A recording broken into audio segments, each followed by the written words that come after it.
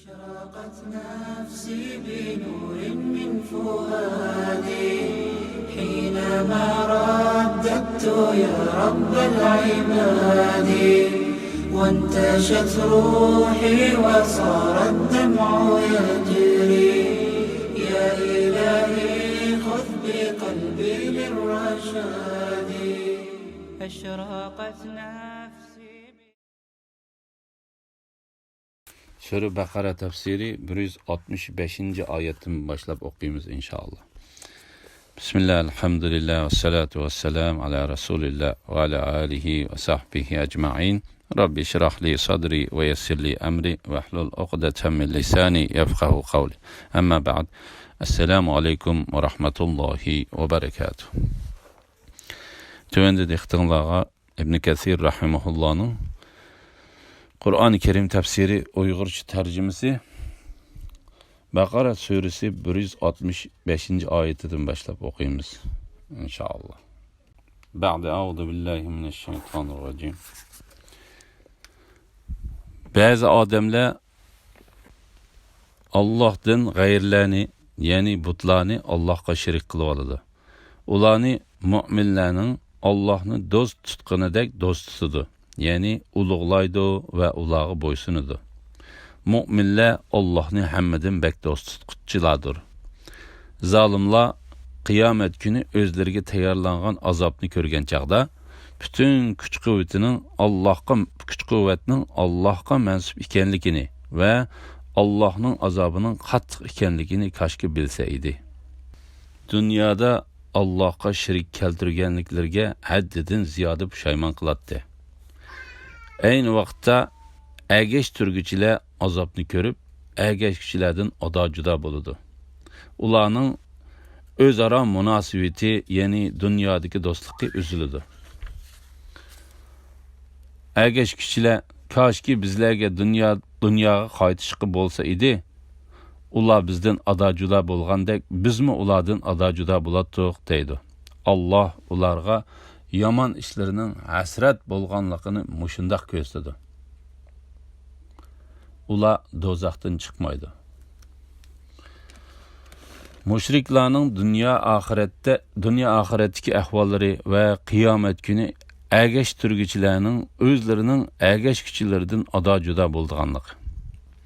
Allah Teala bu ayette ma'budlarını şirki yok, birla Allah Teala'nı yaxşı görgəndək, yaxşı gördüğən, Allah Teala'ga qılındığan ibadetke ma'budlarını qoşup qılıdığan müşriklarının dünya ve ahiretteki ahvalını bayan qılıdı. Hadislerde Abdullah ibn Mas'ud radıyallahu anh'unun mundaq deganligi rivayet qılındı. Men Peygamber aleyhisselamdan, ey Allah Teala'nın peygamberi, qaysi günah eng çoğun deb sordum. O, seni yaratkan Allah Teala'ga şirik keltirişin deb cevap verdi. Müminler Allah'ını hammadan bek dost tutquchilardir.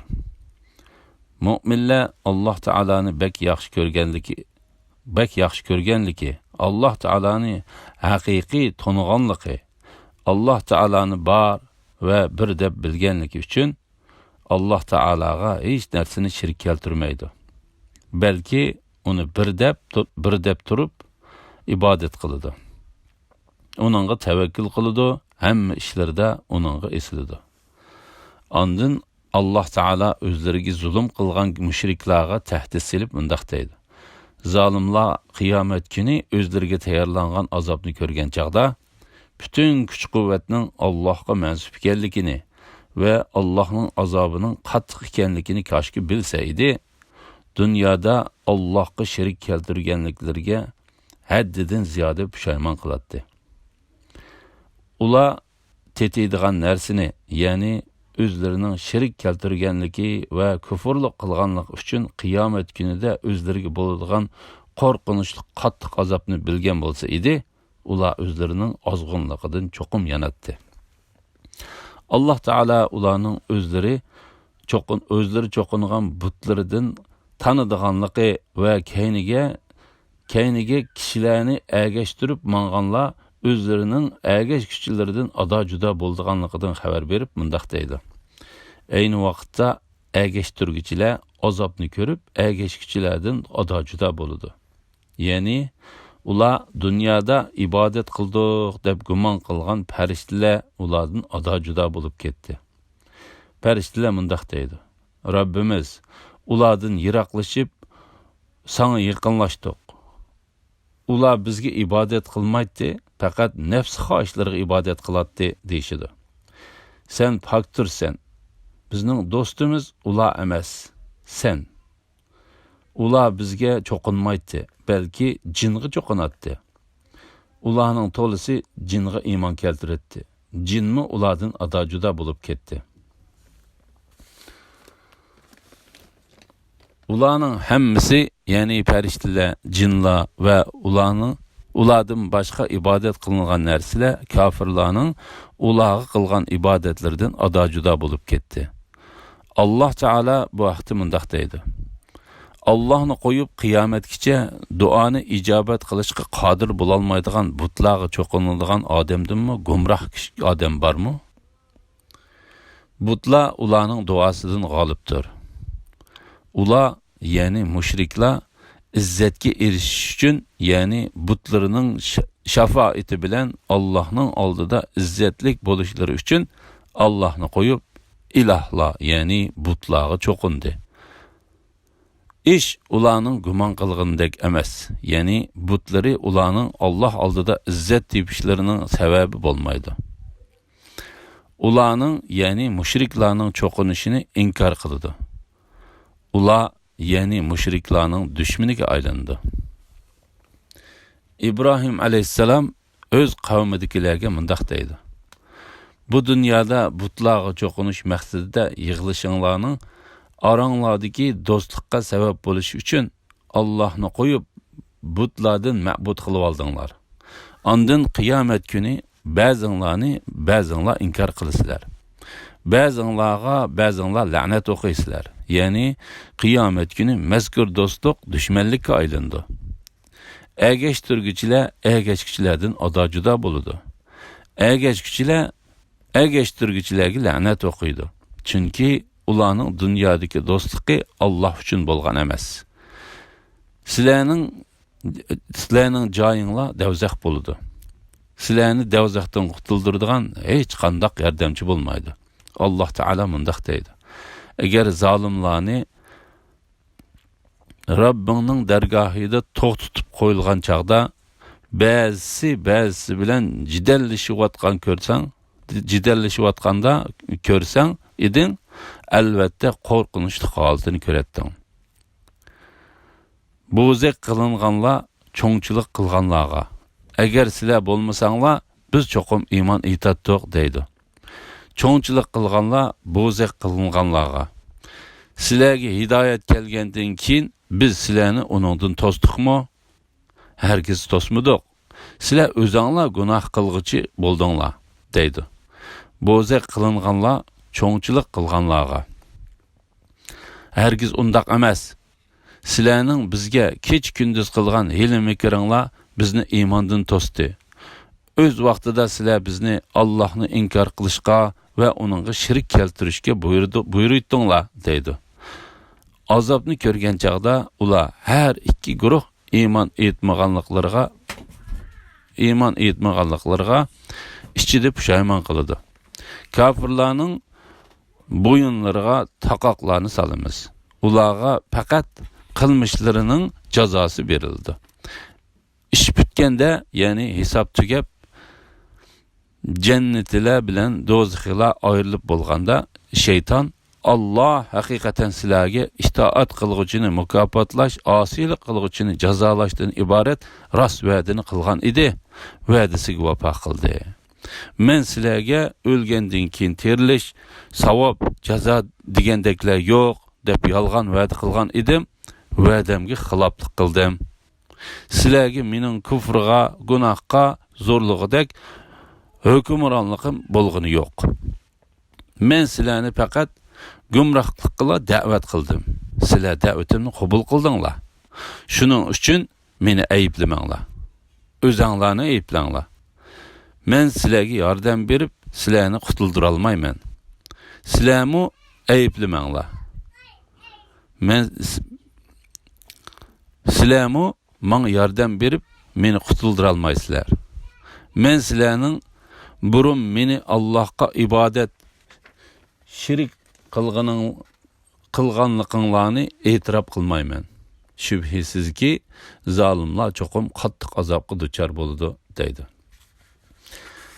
Ayni vaqtda agashtirgichilar azobni ko'rib, agashguchilardan adoq judo bo'ladi. Ularning o'zaro munosabati, ya'ni dunyodagi do'stligi uzildi. Ya'ni ular Alloh taolaning azobini ko'rdi. Ularning azobdan qo'rqishi uchun ishlatmoqchi bo'lgan hiyla, ularning azobdan qutulishi uchun ishlatmoqchi bo'lgan hiyla va ko'rsatgan bahonalari hech narsaga asqatmadi. Ular do'zaxdan qutuldigan yerni topolmadi. Ata bu oyatning ma'nosi haqida Ibn Abbas radhiyallohu anhuning mundaq deganligini rivoyat qiladi. Do'stlik uzilib ketdi. Agashkuchilar koshki bizlarga dunyoga qaytishga bo'lsa edi, ular bizdan ado judo bo'lgandek, bizmi ulardan ado judo bo'latdik deydi. Ya'ni agashgan kishilar bizga dunyoga qaytish bo'ladigan bo'lsa, bizmi ulardan va ularga ibodat qilishdan ado judo bo'lib, ularga qarabmi qo'ymaydik. Balki biz ibodatni faqat Alloh taolaga qilatdik deydi. Ular o'zlarining bu so'zida yolg'on aytqichidir. Agar ular dunyoga qaytarilsa, ular to'salgan narsaga, ya'ni Alloh taolo shirik keltirishga yana qaytadi. Allah ularga yaman ishlarining hasrat bo'lganligini mushundaq ko'rsatdi. Ya'ni bekor bo'lib ketadi. Alloh taolo bu vaqtda, ya'ni kofirlarning qilgan amallarining oxirgi hisobda bekor bo'lib ketadiganligi to'g'risida mundaq deydi. Biz ularning qilgan yaxshi amallarini bir taraf qilib, uni uchib yurgan to'zandek qilib o'tamiz. Ya'ni ular iymonsiz bo'lganlikdan qilgan yaxshi amallarini yo'q chiqaramiz. Robbini inkor qilganlarning qilgan yaxshi amallari bo'ronliq kunda shamol uchirib ketgan bir döve kulga o'xshaydi. Kafirlarning yaxshi amal deb o'ylagan amallari bayovandagi sarabga o'xshaydi. Tashna odam uni suv deb gumon qiladi. Uning yiniga kelsa hech narsa ko'rinmaydi, ya'ni suv ko'rmaydi. U Allohning o'z amalining yinida kuzatib turg'ichi ekanligini bayqaydi. Allah uning qilmishiga tegishli jazo berdi. Allah tez hisob olg'ichidir. Ularning qilgan amallari bekor bo'lib ketganligi uchun Alloh taolo mundaq deydi. Ular do'zaxdan chiqmaydi. Ey insonlar, yer yuzidagi halol, pokiza narsalardan yanglar. Shaytonning yo'llariga ergashmanglar. Chunki shayton sizlarga uchuq dushmandir. Shayton sizlarni haqiqatan yomonliklarga, qabih gunohlarga va Alloh nomidan yolg'ondan Alloh sizlarga halol qilgan narsalarni harom qilgan narsalarni halol deb, sizlar bilmaydigan narsalarni aytishga buyurdi. Halol narsani yeyishga buyurish va shaytonning yo'llariga ergashishdan to'sish to'g'risida. Alloh taolo yuqorida o'zidan boshqa ibodatga loyiq bir zotning yo'qligini, o'zining butun osmon, zamin va boshqa mahluqotlarni yaratganligini bayon qilib, bu yerda butun mahluqotlarga rizq berguchi ekanligini bayon qilishga boshladi. Alloh taolo zamindagi narsalardan o'zi tarafidan halol qilingan, badan va aqlga ziyon qilmaydigan, ko'ngilda shak keltirmaydigan pok narsalardan yeyishni buyurganligini bayon qildi. Islom kelishdan burungi zamonda o'ziga ergashgan kishilarga xatoni chiroyli ko'rsatib, bir necha xil hayvonlardan foydalanishni harom qilish orqali ularni ozdirib o'tgan shaytonning yo'llariga ergashishdan to'sidi. Shaytonning kishilarga halol narsani harom qilganligi to'g'risida payg'ambar alayhisalom mundaq deydi. Alloh taolo men bandalarimga bergan hamma mol-mulk ularga haloldir. Men bandalarimni to'g'ri dinda qilib yaratdim. Ondan ularning yeniga shayton kelib, ularni dindan ozdirib etib, ularga men halol qilib bergan narsani harom qildi deydi. Chunki shayton sizlarga uchuq dushmandir. Bu uningdan, ya'ni shaytondan ogohlantirishdir. Alloh taolo shaytondan ogohlantirib mundaq deydi: Shayton haqiqatan sizlarga dushmandir. Uni dushman tutinglar. Shayton o'zining ta'valarini ahli do'zaxdan bo'lishga chaqirdi. Meni qo'yib iblisni va uning avlodini do'st qilib olamsizlar? Holbuki ular sizlarga dushmandir. İblis zolimlar uchun nima degan yomon badal? Ya'ni Allohga ibodat qilishning o'rniga shaytonga cho'qinish nima degan yomon? Shaytonning yo'llariga ergashmanglar, chunki shayton sizlarga ochiq dushmandir. Qatada va Suddi bu oyatning ma'nosi haqida mundaq deydi: Alloh taolaning dargohidagi har qanday gunoh ish shaytonning yo'llari hisoblandi. İbn Hamid İbn Abbas radiyallohu anhumaning mundaq deganligini rivoyat qiladi. Ochchig'ida qasam ichsa yoki nazr qilsa, ya'ni falon ish mundaq bo'lsa, men mundaq qilaman desa, bu shaytonning yo'llaridan hisoblandi. Buning kafforati qasamning kafforatiga o'xshash bo'ladi. Shayton sizlarni haqiqatan yomonliklarga, qabih gunohlarga va Alloh nomidan yolg'ondan Alloh sizlarga halol qilgan narsalarni harom qilingan narsalarni halol deb, sizlar bilmaydigan narsalarni aytishga buyurdi. Ya'ni sizlarning dushmaninglar bo'lgan shayton sizlarni yomon ishlarni qilishga buyurdi. Bu ishlarning yomonroqi zinoga o'xshash gunoh ishlardir. Buningdanmi eng yomoni bilmay turib Alloh taolaning nomida halolni harom, haromni halol deyishdir. Bu oyatning hukmiga har qanday kofir va islomda bo'lmagan ishlarni paydo qiladigan bid'atxo'rlar kirdi.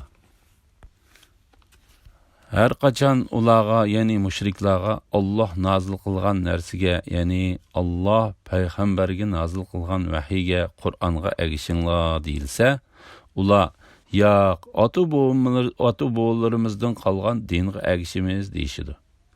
Ota-bobolari hech narsani tushunmagan va to'g'ri yo'lda bo'lmagan bo'lsa, yana ularga ergishamdi. Kafirlarni hidoyatga da'vat qilguvchi xuddi ma'nosini tushunmay tovushini va nidonilar anglaydigan chahar paylarga chaqirgan odamga o'xshaydi. Kafirlar haqni anglashdan gastur. Haqni so'zlashdan gachidir. Haqni ko'rishdan ko'rdir. Ular vaz nasihatni tushunmaydi. Ota-bobosining yo'llariga ergashguchi mushriklar to'g'risida.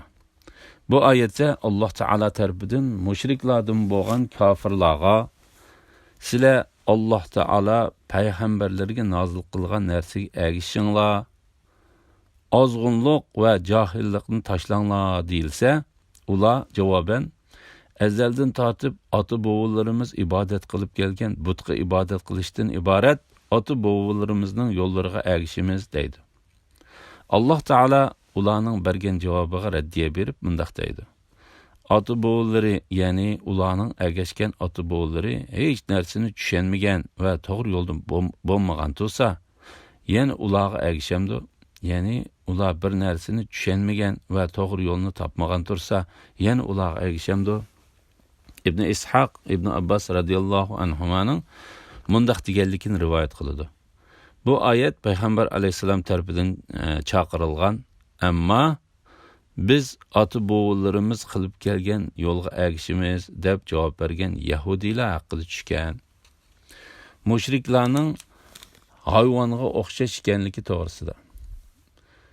Kafirlarni hidoyatga da'vat qilguvchi xuddi ma'nosini tushunmay tovushini va nidonini anglaydigan chahar paylarni chaqirgan odamga o'xshaydi. Ya'ni ular to'g'ri yo'ldan chatnab ketishda, ozg'unlikda va nodonlikda yaylaqda o'tlayotgan egisi haydab mangmoqchi bo'lib to'g'lisa, faqat uning ovozini anglashdan boshqa hech narsani tushunolmaydigan hayvonlarga o'xshaydi. Bu so'z nurg'unlagan olimlardan rivoyat qilindi. Alloh taolo bu vaqtda mundaq deydi: oxiratga ishonmaydiganlar o'g'ilni yaxshi ko'rib, qizni yomon ko'rish, xotini o'g'il tug'sa xushal bo'lib, qiz tug'sa ochchig'i kelish, nomusdan va kambag'allikdan qo'rqib, qizlarni terik ko'mishga o'xshash yomon sifatlarga ega. Kafirlar haqni anglashdan gastur, haqni so'zlashdan gachidur, haqni ko'rishdan ko'rdur. Ya'ni ular haqni anglashdan gas, uni so'zlashdan gacha, uning yo'llarini ko'rishdan ko'rdur. Ular va'z nasihatni tushunmaydi. Ya'ni ular hech narsani o'ylab, uning tagiga yetolmaydi. Alhamdulillah, Alloh shukrlar bo'lsin. Yuqorida Baqara surasi tafsirining 171-oyatigacha o'qidik. Qolganini davomli o'qiymiz inshaalloh. Assalomu alaykum va rahmatullohi va barakatuh.